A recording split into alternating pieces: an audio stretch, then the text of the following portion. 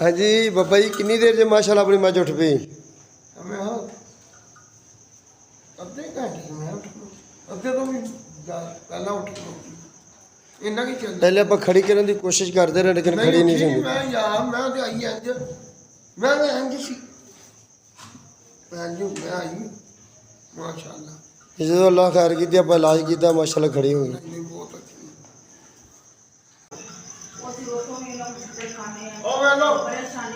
पट्ठे खांडा आया ने कहने 2 दिन दवाई भी रखी है ਤੇ ਡਾਕਟਰ ਕਿਹੜਾ ਆਇਆ ਸੀ? डॉक्टर जी दाढ़ी वाला अच्छा अच्छा 2 दिन लगातार दवाई भी रखता रहा टीके भी लगा रहे किधर ड्रिप भी लाई खड़ी नहीं हो रही।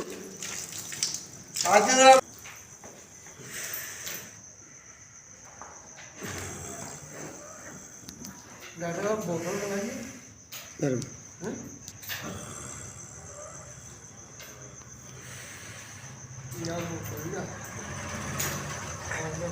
अस्सलाम वालेकुम। Doctor Mohammad Riyaz veterinary clinic and pharmacy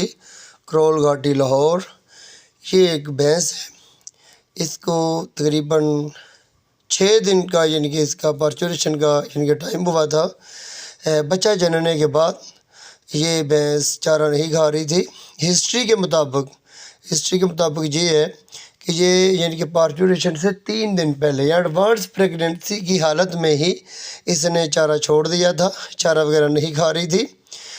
तो जब यानी कि पार्चुरेशन का वक़्त हुआ और डिलीवरी के वक़्त भी ये चारा वगैरह नहीं खा रही थी, तो मुतल्लिका इनके जो डॉक्टर हैं उनको बुलाकर इन्होंने ट्रीटमेंट करवाया, लेकिन ये भैंस ठीक ना हो सकी, बल्कि दिन ब दिन इसकी हालत बिगड़ती चली गई, क्योंकि ये जुगाली भी नहीं कर रही थी और चारा भी नहीं खा रही थी। जब जुगाली और चारा ना खा रहा हो तो जानवर आहिस्ता आहिस्ता कमज़ोर होता चला जाता आता कि ऐसे में तकरीबन जानवर 4 से 5 दिन के अंदर जानवर अपनी टांगों से बैठ जाता है, क्योंकि जानवर की न्यूट्रिशन का और यानी कि जानवर जो बिल्कुल ताज़ा सोया हुआ होता है, साथ ये इंजेक्शन लगा कर ना ऑक्सीटोसिन का ये दूध हो रहे थे, जिसकी वजह से इसके जिस्म में कैल्शियम की, मैग्नीशियम की, फास्फोरस की, विटामिन की, मिनरल की, vitamin B1 B2 B6 B12 की डेफिशिएंसी हो चुकी थी। ये सारे विटामिन मेटाबॉलिक डिजीज़ जो साथ बन गई, और साथ ये यानी कि सबसे पहले ये है एडवांस प्रेगनेंसी में ये चारा वगैरह नहीं खा रही थी। तो चारे के बाद जानवर का यानी कि दूध होना यानी कि ऑक्सीटोसिन का इंजेक्शन लगाकर, तो साथ यानी कि जानवर के जिस्म में हाइपोकैल्सीमिया और साथ विटामिन मिनरल डेफिशिएंसी का सामना करना, जानवर का अपनी टांगों पर बैठ जाना, तो ये यानी कि बहुत ही इनके डिफ़िकल्ट और सीरियस केस में शामिल हो जाता है, जिससे ये फार्मर बहुत ज़्यादा परेशान था। हत्ता कि ये डॉक्टर जो है जिन्हें जो पहले इलाज कर रहे थे वो इनका यानी कि जवाब दे गए थे, तो हमने तसल्ली दी, और तसल्ली देने के बाद हमने इसका इलाज को यानी कि तरजीह दिया। तो हमने सबसे पहले इसको रिंगर और NS की ड्रिपें दी, जिससे इसके जिस्म में एनर्जी लेवल जो था वो कम जो था वो बढ़ गया, और एनर्जी लेवल बराबर होने के साथ साथ हमने इंजेक्शन 150 ml हमने कैल्शियम और साथ मल्टी माइनो एसिड हमने 150 ml इनके दोनों ड्रिपों में इंजेक्ट की। साथ नीरोफास, ग्लूकोफेज, प्रीथाइनोफास, साइनोकोब और डेक्सामेथासोन ये हमने कम्बिनेशन इनके ड्रिप में दाखिल कर दिया था। और साथ जो सबसे मेन जो प्रॉब्लम थी वो ये थी कि इसने प्लेसेंटा रिमूव भी नहीं की थी, क्योंकि ये चारा नहीं खा रही थी, एडवांस प्रेगनेंसी में ही चारा नहीं खा रही थी। जब ये पार्चुरेशन का इसका वक़्त आया तो नॉर्मल डिलीवरी के बावजूद भी इसकी प्लेसेंटा रुक गई, क्योंकि इसके जिस्म में ताकत नहीं थी, कुव्वत नहीं थी, इसके जिस्म में मिनरल डेफिशिएंसी और विटामिन की डेफिशिएंसी की वजह से प्लेसेंटा रिमूव ना कर सकी। तो मुतल्लिका डॉक्टर ने इनके रेक्टल में हाथ डालकर इनके AI गन के साथ इनकी इंट्रायूट्राइन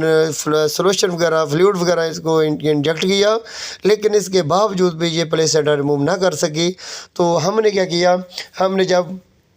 इस भैंस को खड़ा किया इंजेक्शन लगाकर, अल्लाह की मेहरबानी से जब ये खड़ी होगी भैंस, तो इसको जब हमने फास्फोरस और कैल्शियम और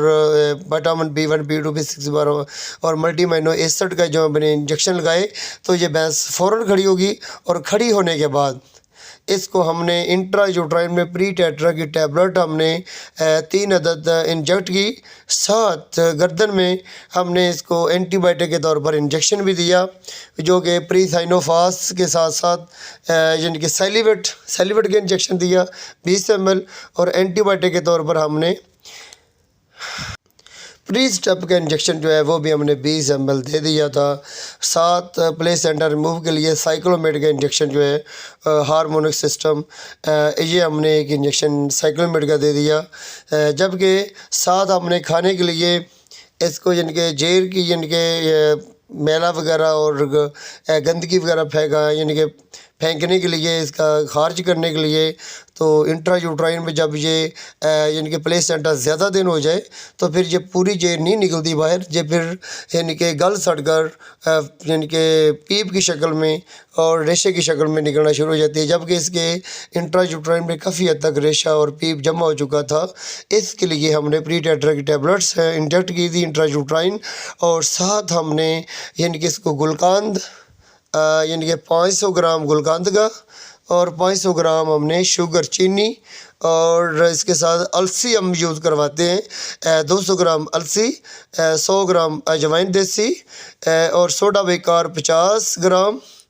और साथ ठिकरी निशातर हमने 20 ग्राम। ये कम्बिनेशन हमने डालकर इसको खिलाने का मशवरा दिया, और ये भी एक दिन छोड़कर एक दिन, ये 3 खुराकें देने के बाद ये भैंस इंशाअल्लाह ताला इसकी प्लेसेंटा की जो प्रॉब्लम है, जो अंदर से फासद मादे हैं, जो भी फ्लूइड वगैरह फासद मादे पीप वगैरह अंदर जमा हुई है जेर की वजह से, प्लेसेंटा की वजह से, वो बिल्कुल साफ़ हो जाएगी, जिससे ये भैंस अल्लाह की मेहरबानी से दूध और चारे वगैरह की जो कमी वगैरह करेगी वो भी पूरी हो जाएगी। ये देखिए हमने सारे इंजेक्शन जो हैं वो आपके सामने रख दिए, ताकि मेरे दोस्तों को पता चल जाए कि हम ऐसे जानवरों का कैसे इलाज करते हैं, और इलाज करने के साथ साथ हम ये भी बताते हैं कि ये जानवर ऐसे क्यों गिरते हैं, ये इलाज डॉक्टर जो करते हैं क्यों डायग्नोस करके सही तरीके से क्यों नहीं करते। असल में सबसे मेन चीज़ होती है डायग्नोस की। आप देखें जानवर को कैल्शियम की कमी है, फास्फोरस की डेफिशिएंसी है, मैग्नीशियम सल्फेट की डेफिशिएंसी है, या फिर मल्टी अमीनो एसिड की डेफिशिएंसी है, मेटाबॉलिज्म इसका यानी कि डिसऑर्डर हुआ। असल में मेटाबॉलिक डिजीज़ में सबसे मेन चीज़ होती है वाइटामिन की, सब तमाम के तमाम वाइटामिन की कमी हो जाती है। लेकिन ज़्यादातर आप ये देखें, अगर जानवर को फास्फोरस की कमी है तो फास्फोरस की डोज ज़्यादा देनी पड़ती है। अगर कैल्शियम की ही कमी है तो फिर आप कैल्शियम को 450 ml से 300 450 ml तक दे सकते हैं। अगर जानवर के जिस्म में मैग्नीशियम सल्फेट की डेफिशिएंसी है तो फिर आप मैग्नीशियम सल्फेट को ही दे सकते हैं। मैग्नीशियम सल्फेट का हम अम्प्यूल लेते हैं 25 ml का, वो हम तकरीबन 10 अम्प्यूल लेकर 1 NS में मिलाकर दे देते हैं, और साथ हमने मैग्नीशियम सल्फेट के तौर पर यानी कि 50 ग्राम 250 ml वाटर में मिलाकर NS में मिलाकर सबकोटेनियस दे देते हैं, और 200 ग्राम हम पानी में मिलाकर देते हैं। लेकिन जब मैग्नीशियम सल्फेट के साथ साथ जानवर को सिर्फ कैल्शियम की डेफिशिएंसी हो, हाइपोकैल्सीमिया का मसला हो, तो फिर हम मैग्नीशियम सल्फेट का जो यानी कि मेलफोन सी कैल्शियम ग्लूकोनेट के ही इंजेक्शन देते हैं, जिसमें कैल्शियम मैग्नीशियम फास्फोरस की यानी कि डेफिशिएंसी को जानवर की यानी कि कैल्शियम की कमी के हिसाब से पूरा किया जाता है, जिससे हम मैग्नीशियम सल्फेट एक्स्ट्रा तौर पर नहीं देते। हत्ता के जानवरों को कॉन्स्टिपेशन का मसला भी होता है, तो हम मिल्क फीवर में अक्सर, हाइपोकैल्सीमिया में अक्सर हम मैग्नीशियम सल्फेट का यूज़ नहीं करते। कई दोस्त बड़ी गलती कर लेते हैं कि जब हाइपोकैल्सीमिया का केस होता है तो साथ मैग्नीशियम सल्फेट के 2 पैकेट दे देते हैं, तो 200 ग्राम के 400 ग्राम। तो ऐसा 400 ग्राम मैग्नीशियम देने से तो जानवर का मिल्क फीवर जो होता है वो तकरीबन 12 घंटे के बाद दोबारा रिपीट होने का ज़्यादा चांस होता है।